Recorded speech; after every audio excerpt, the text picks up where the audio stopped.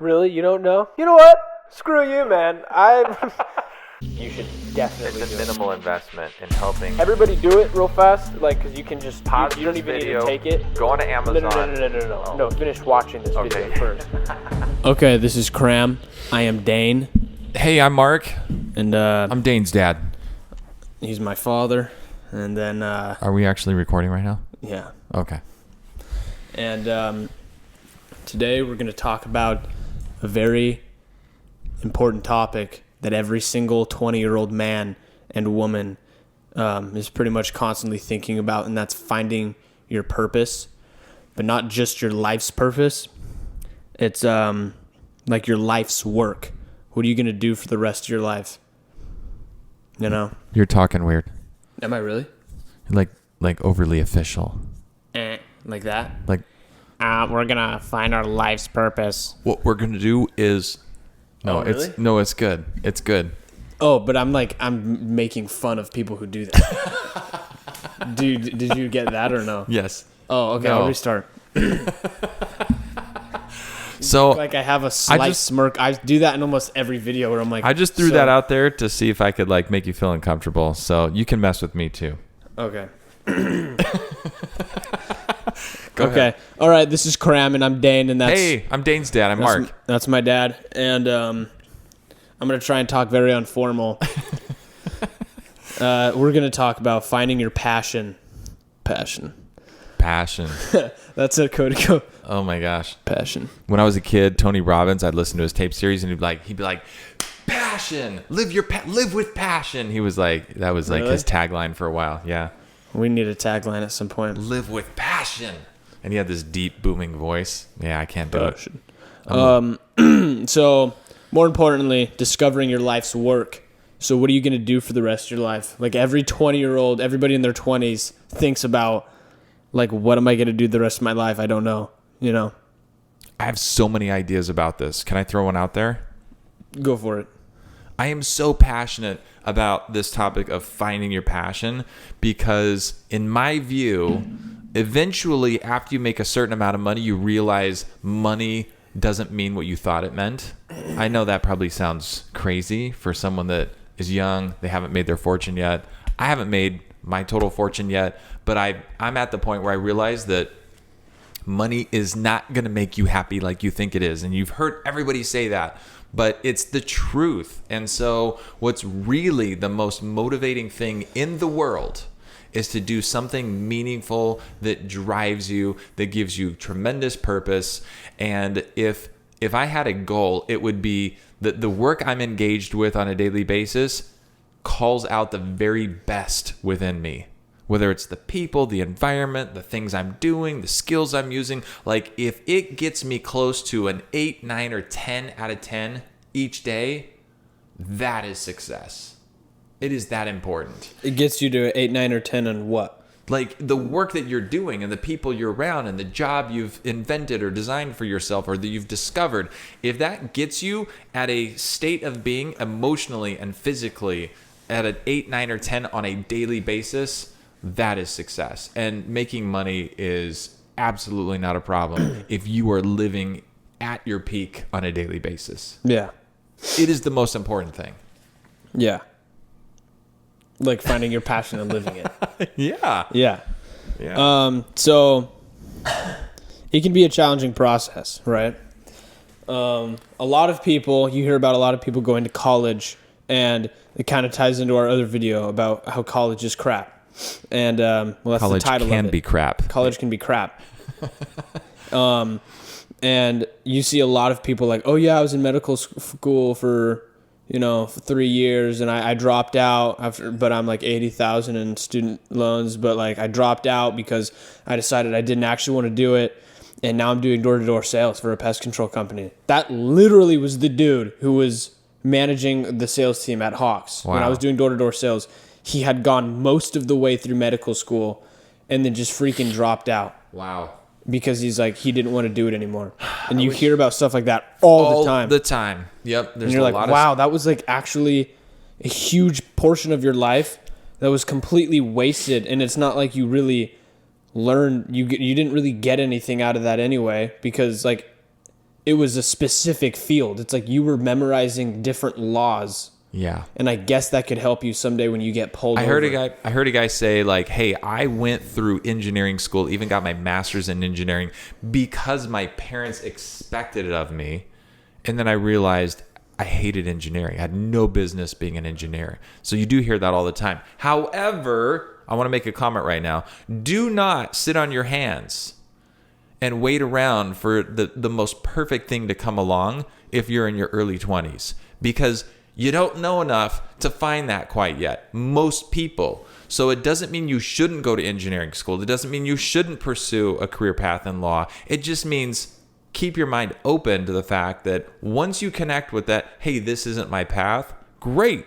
You just made some tremendous progress. You just canceled something that wasn't your life's purpose. Right. And that was worth it. Even if it took It's process of elimination. $20,000 or $30,000 in a couple of years, that's worth it. Here's what's not worth it. Here's the death trap. Staying in that forever. Mm-hmm. Oh, so you're saying you can't just keep eliminating different things. Eventually, you're just going to have to go all in on one thing. No. You can keep eliminating that. I'm saying if you're like, oh crap, man, I've already spent 2 or 3 years and $100,000 on an engineering degree. I'm just going to have to force myself to do this the rest of my life. I like actually put myself in that situation in my head before and just like got the worst pit in my stomach. Like Trapped. that would be the scariest feeling in the world. More scary than my like having done a bunch, and then you're at ground zero again. There was this study I heard about. I was listening to a podcast, and they said that somebody did this research study where they created a computer program, and that you would go into a room, and then you could open as many doors as you want. There'd be like 4 or 5 doors in a room. They could go in another room, and you could open doors. But eventually, the doors would close. All right. And there was no negative repercussions for the doors closing. You could actually reopen them. And they found the participants in the studies, as soon as the door would close, they would open it back up, right? Just to keep all of the doors open, even though it didn't benefit them at all. So I think there's a part of the human psychology like, hey, I'm young. I'm trying to figure out where to go. I got to keep all the doors open right now. And actually, it's okay if a couple of them close, because even if you commit to one thing, engineering, for instance, and you're like, I'm all in on engineering for the next year or 2 years. I'm all in. I'm closing all other doors. I'm all in on engineering. It doesn't mean that 2 years down the road, you can't just start opening doors again. Or Really? You get your engineering degree and then you go into sales that has to do with engineering, and you had to be a smart engineer in order to sell something. I had a buddy that did a chemical engineering degree, and then he sold chemicals to wastewater treatment plants, those huge plants run by the city that process raw sewage. He sold chemicals to them and made over $400,000 a year. He couldn't have done that without a chemical engineering degree. He realized he didn't want to be a chemical engineer. He became a salesperson in that. So I'm probably jumping ahead on the things we want to talk about, but don't feel like committing is trapping you. Like, avoid that tendency to like keep all the doors open all the time. Yeah. Because it's like, okay, you're going to initiate like 8 things or be open to 8 things, where if you had chosen one, you would have been here. And then there's another 8 things that branch off, but you've actually made progress in your life. Yeah, like I always wanted to do like 4 or 5 different things at the same time, and I always thought, well, why can't I just do all of them? Like I can produce music, I can do sales somewhere, I could do this. Like I can do bodybuilding at the same time, I just wanted to do all of them, which you can do. Well, you shouldn't though, right? You should do something that's creative. You should do something that's physical. You should do something that stimulates your intellect. Like, you should do different things. There's 3 categories. You need to have a hobby, then you need to have a physical outlet. You need to work out, basically, and then you need to have a job. Yeah. So that's not being distracted. That's living a well-rounded life. But what if you're like trying to make money from all those things, so it's not a complete waste of time, other than just it's not a waste of time because it's helping your brain. Man, like, I don't know all the answers, but 95% of the success that I've heard about is like somebody just went all in on one thing. It is hard to do one thing right and well and quality. And so Yeah. just go all in, man. But realize that you can pop up for air and be like, later, I mean, you're not determining the rest of your destiny just because you decided. Yeah. Decide means to cut off from. Yeah. Okay. Section 1. So the first step in finding your life's work or passion is what? Identifying your strengths and values. Right. That's correct. What are some of the ways we can do that? One, we've talked about this also in a previous video, but there's a book called Strengths Finder by Don Clifton. Clifton Strengths Finder. Yeah, by Clifton. And there's a quiz that you can take, and it'll help you find your strengths and the things you're good at. You should absolutely do it. You should definitely It's a minimal investment in helping. Everybody do it real fast, like, because you can just Pause you don't this even need video, to take it. Go on to Amazon. No. Oh. No, finish watching this video Okay. first. But no, we'll put a link to the actual website in the description. There you go. I'll do it, and at the end of the video, press on the link and then go take the quiz really fast. You have to pay like $15. Don't worry, it'll be worth it. Like, pay $15 to find out your strengths. Like, okay. It's a no-brainer. Yeah, and then come back to the video and in the comment section write which one you got. Write your 5. It'll rank them in order. What are your top 5? Yeah. My number 1 is ideation. I don't know what mine is. I'm gonna do it with you guys at the end of the Good. video. Hold them accountable. Okay, what's the other? So why can identifying your strengths and values, so there's this process of self-discovery. Like, I believe we all came into this world with some inherent gifts and talents, and part of our life's journey is to uncover them. Not to we're not just like a blank slate and it's like, oh, I get to choose what my talents and my gifts are. No, I think my belief is we come into this world with inherent talents and gifts that are already built into us, and step 1 is uncover them. Do Clifton Strengths Finder. Do a DISC assessment.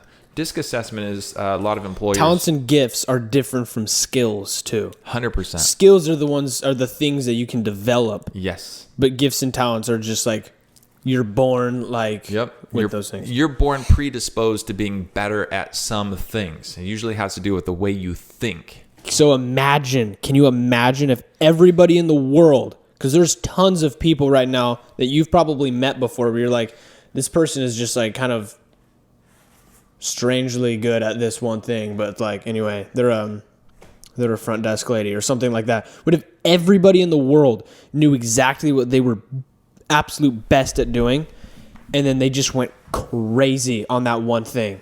Don't quote me on this. Somebody was going to call me out, but I've heard that there's some countries, like communist countries, that legit make everybody take a test. That'd be sick. And then it's like, oh, you're good at this. Now you have to go study this. And they put them on that track from like a young age, like 10 or 12 or something like that. And then they don't have any choice. Which country? I don't know. How are they not Maybe Russia or China does that. Successful. Yeah, somebody look China. that up and then put it in the comments. And then 16 personalities. I remember having every single one of my friends when I was in high school take that test when I was like a sophomore in high school or a freshman or something like that. I had everybody take the 16 personalities test.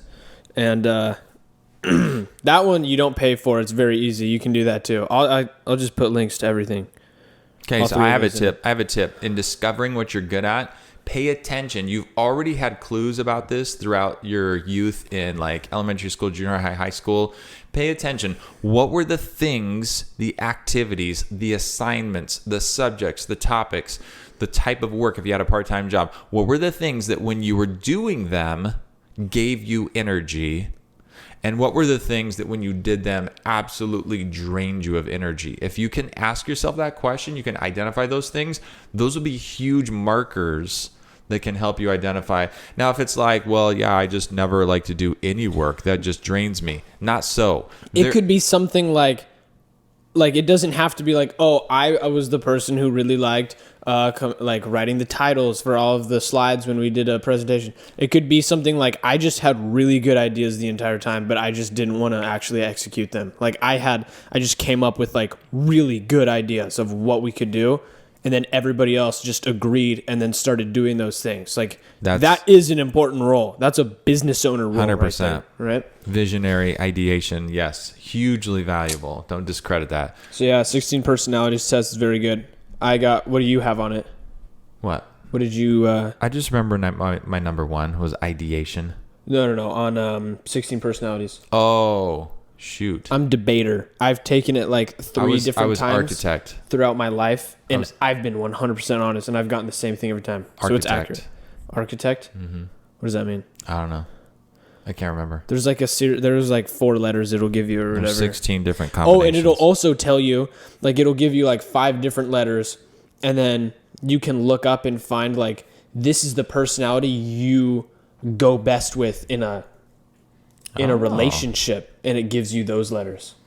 Ooh. It's cool. INTJ is what I am. IMTJ? I'm introverted, intuitive thinking, and judging. What's the other one other than judging? The counterpart to judging, I don't know. Anyway. Prospecting. You're either judging or prospecting. So there's 4 dimensions, and you are either this one or this one. I think I was P. What does P mean? But I don't know for sure. Prospecting. What does prospecting mean? Judging is this. Prospecting is figuring things out as you go. Are much more flexible. Comes to dealing with unexpected challenges. Flexibility helps you seize unexpected opportunities as well.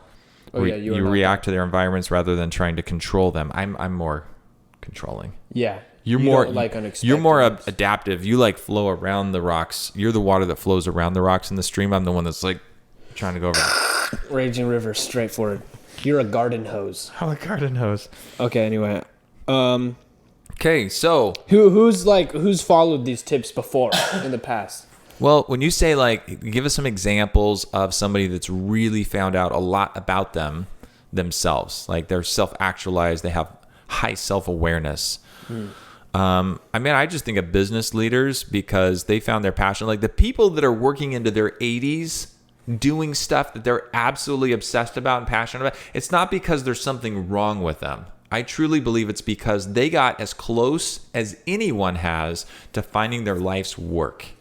And then it connects with them so well, and it's so meaningful that money actually doesn't matter anymore. Like Charles Koch, he's worth $60 billion, and he's still working. So How old is he? he's like 80, 85, 86. Really? Yeah. He just has a smile on his face. Like, He just has a smile. He just keeps going. Okay, well, He never wants to retire. If you want to retire, it means you haven't found. Sorry, this is like a bold statement. I might get some hate over this. If you want to retire, if you're working so that you don't have to work, you're missing the whole point. Yeah, that makes sense. Because if you're really doing the thing that you are best at doing, you shouldn't want to stop doing it anyway. So if you're like just thinking every day, I can't wait until I can stop doing this and I have enough money to not do this ever again, then you're clearly in the wrong thing. You're doing the wrong thing. Okay, I want to challenge that. Can I challenge that, or are we going to another topic? Because no, we're doing the same topic soon. Okay, because yeah. So, here's where I get stuck on this topic. What if somebody's like, well, I just don't feel like doing anything, and I haven't found my passion in life yet, clearly, and I'm just sitting at home playing video games every day, like. Then you need someone outside to tell you, like, actually, no, you're really good at this thing, and that has that has nothing to do with sitting at home all day doing nothing and playing video games.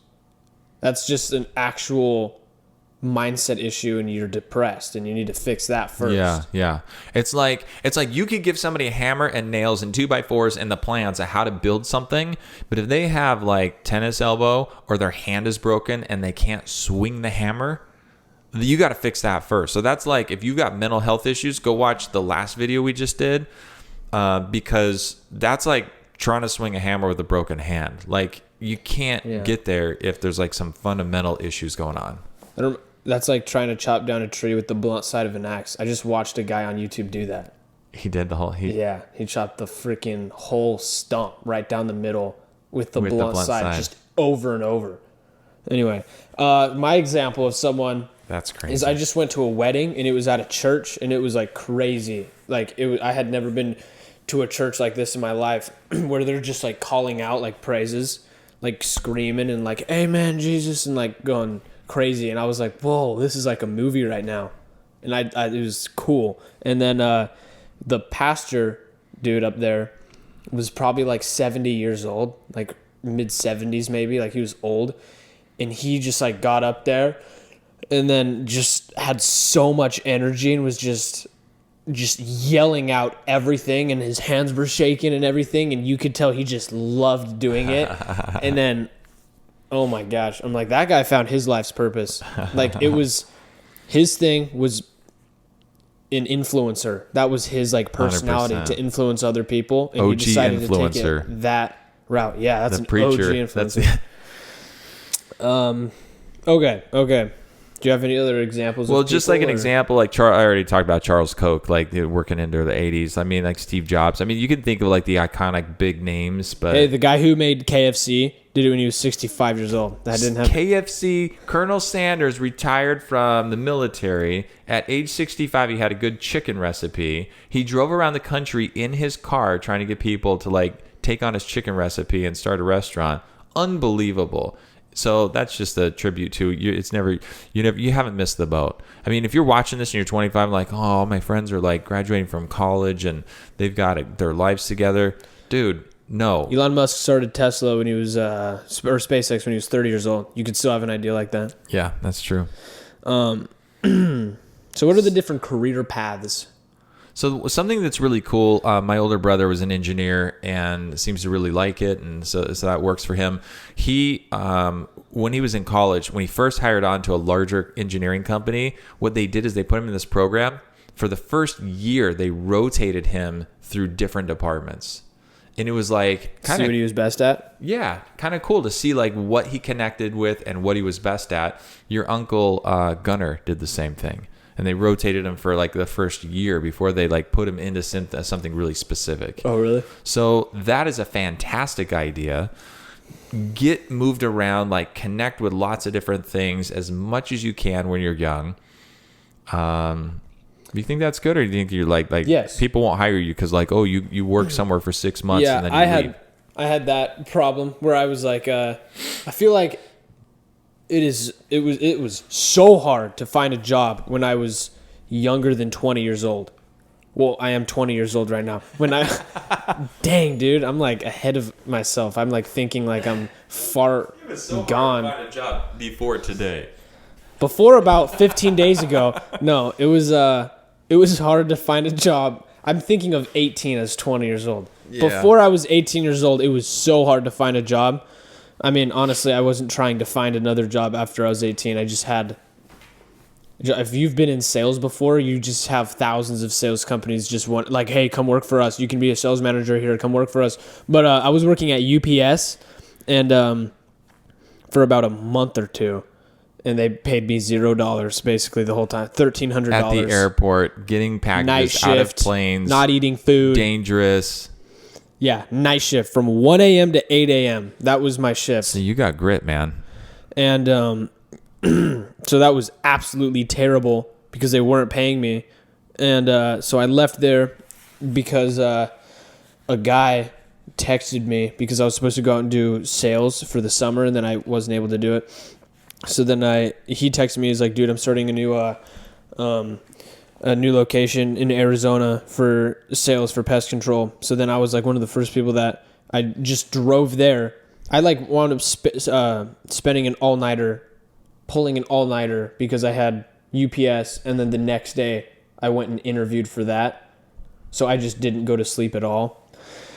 And then I did sales for a long time. But I think everybody should try and do sales. Absolutely, everybody would benefit from doing sales, even if you door-to-door sales. Don't be one of those people who are like, oh, I'll do sales, but I'm just going to do the over the phone. No, there's something different about talking to people face to face. It's a whole new level of like... Door-to-door sales is brutal. I did it starting at age 14. Back in those days, I was selling newspaper subscriptions door-to-door.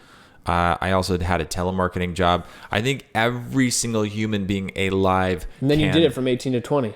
Yeah, well, 19 to 21, I was a 21. missionary in Taiwan for my church. So you can absolutely, every human alive, in my opinion, can benefit from a sales job. So if you're thinking like, oh, I got to find my life's passion. Well, I know for sure sales isn't it. That's actually bullcrap. You should actually force yourself, in my opinion, to do sales for at least 6 months out of your life. It will level up everything else you do. Yeah, you will, because regardless of what you're doing, being able to know how to talk to people, like everything is And sales. influence Everybody people. said that. But I have a hiring consultant that I pay a lot of money to help me hire people in my company.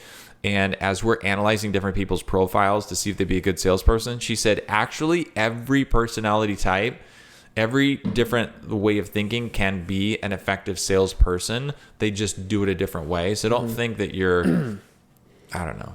If you're not motivated by money at all, and you just want to like serve people and you don't care about being paid ever, then sales probably isn't for you. But no, you could still sell something like the Lord. Yeah, you can go be a missionary. You go don't sell have religion. to get paid for that. Okay, so Why wouldn't people do that? Because of fear and resistance, right? 100%. Talk about that. Well, fear is like the antithesis of everything good in our lives. On the other side of fear is everything good in your life. Tell yourself that. So if you see like, oh, If you're not scared of it, it's good. So no, if you're scared of it, on the other side of fear is everything good in your life. So if your heart tells you, if you have the gut instinct, like, hey, this would probably be good for me, but oh my gosh, I am terrified of that. Oh yeah. And Then- deep down, you know, I probably should do it, but I kind of Yes. don't want to. Yes, there's a lot of that. There's a lot more of that when you're younger than when you're older, honestly. Because when you get the older you get, you develop more coping mechanisms. You push through all these fear boundaries. Your circle of like confidence and comfort goes like way out over time. When you are young, if you want to accelerate your growth and find out what you're good at and find your life's purpose faster, stare fear in the face. Whatever you have to do to stare fear in the face and go up to it. And how do people do that? Like, I feel like when people get older, they start like, it's like you're growing, like this is age 0 and you're growing. And then you hit like 30 years old and then you start growing the opposite direction. Because I've seen so many people who are just grown adults who just like, no, just like refuse to do crap because I'm past the point where I need to even think about, like, I'm not going to make myself uncomfortable at all. I did that. Like, you know what I'm talking about? well, yeah, you can either live a life that you're constantly expanding, or you can like live a life where you're constantly protecting yourself more and more. So what kind of life do you want to live? So the human body, the human brain craves, like you do, it does, like even physically does everything it possibly can to stay comfortable. But at the same time, it will like kill you if you stay comfortable. Yeah, it's weird. Comfort is not the goal. Comfort. But like that is your brain's act. It's doing everything it can to try and be comfortable. Safe. The animal So part. like even no like to make things slightly easier so you're comfortable. Even at the gym, if you're doing lat pull downs and it's like the first week doing it, you're going like this.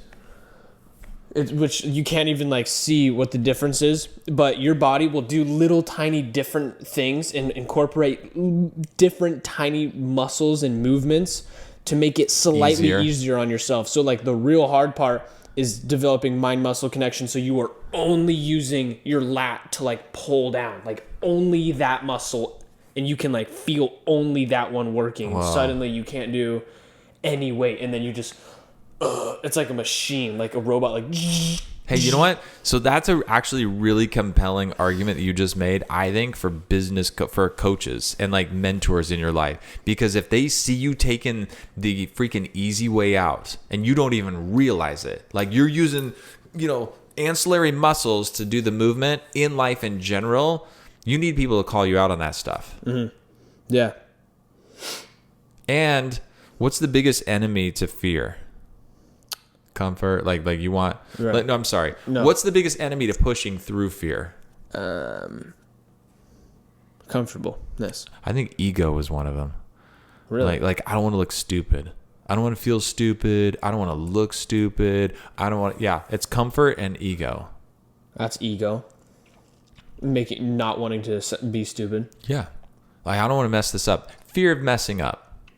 Is an ego thing. It's an ego thing, 100%. Guess what happens once you achieve a level of humility? If you dare to be humble enough to say, you know what, I don't know what I'm doing. I listened to a podcast when I was running this week. This guy had an 8th grade education. He was adopted, went through the foster care system, dropped out of school in 8th grade. And he said, I used to be really ashamed of that. I'm not a smart person. He's like, but you know what? My life changed when I started saying this. I don't know, and I need help. He said he owns a property management business. People ask him a question, he'd say, you know what? I don't know, but I can find out and I'll get back to you. Or I don't know, and I actually need help with that. There is an amazing motivation for people to help you when you are being humble and vulnerable and you admit you don't know something and you ask for help. There is an amazing amount of energy available to you. Well, you know what kind of sucks about that is that school gives people that problem, I think, of not wanting to say I don't know. 100%.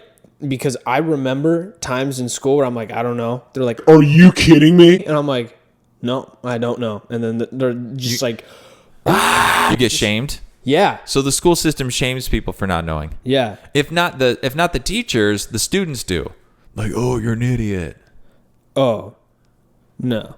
But all the students don't know. Well, also, I think it's because they assume that, oh, okay, it's because you weren't listening. Or, no, but yeah, there were definitely teachers where if you were confused about something, would get frustrated with you. Yep. It's like, are you kidding me? Because they were actually frustrated with themselves for being inadequate teachers. Yeah.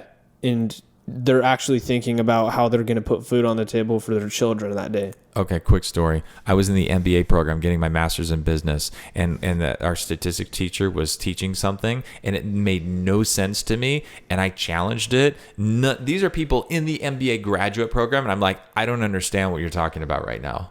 And we spent the next half an hour where he batted the question back to us because he was embarrassed that he didn't know what he was talking about.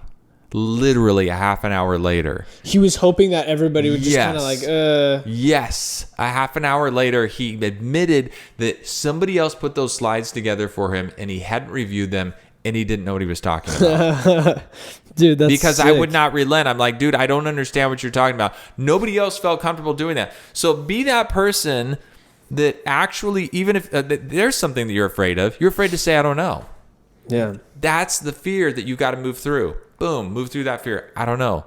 Well, you're stupid. You should know. Really? Okay, I don't want to have any interaction with you because I need people that are going to help me in my life, and that doesn't help me. So I'm going to go over here, and I'm going to say I don't know to somebody else that actually not a complete idiot jerk face. You know, like that's what I'm going to do with my life. Yeah. Okay. Yeah. That was perfect what you should say to someone. Really? You don't know? You know what? Screw you, man. So I'm actually humble and I'm willing to learn in life. And if you're going to shame me for not knowing something, I'm out of here. Like, do that to for yourself. Yeah. Does anybody have the friend where it's like you like tell them something really good you just did or something really bad that just happened to you, and then they immediately follow it up with something worse that has happened to them, or how they did the same thing that was good that you did, but they or another, like they follow it up with another better thing that they did. Like, everybody's met people like that before, right? Yeah. Those people aren't your friends, apparently. No, they just have low levels of self-worth and emotional intelligence. Said, those people are not your friends. They're not your true friends. Well, you can have compassion on someone that has a low level of emotional intelligence and that's like emotionally immature, and they're like, "Hey, look at me! Pick me! Hey, I'm great! I'm better than you!" Like, they don't even realize they're saying, "But I'm better than you." Yeah. No. Yeah. Yeah. No. That's literally like. Okay, but your success makes me feel small. I'm better than you. Here's how. Here's some evidence. I've been complimented before about something, and then someone that I'm really close to is like, wait, but what about me? Like, straight up said that almost every single time. That's a reveal. But yeah, but no, I have a friend who does that and doesn't really realize he does that. Is like, well, no, yeah, I had a time like that, and like actually last week, and just like follows it up with something about them. But I'm like, I feel like this person actually probably does care about me, but I just feel like they're probably a little stupid. But that's fine. We're coming up on time. Let's recap the points in conclusion. Yeah. So, find your life's work. It makes life meaningful. Money becomes like just a secondary thing at that point because you know you're eventually going to make money. You're living at an 8, 9, or 10.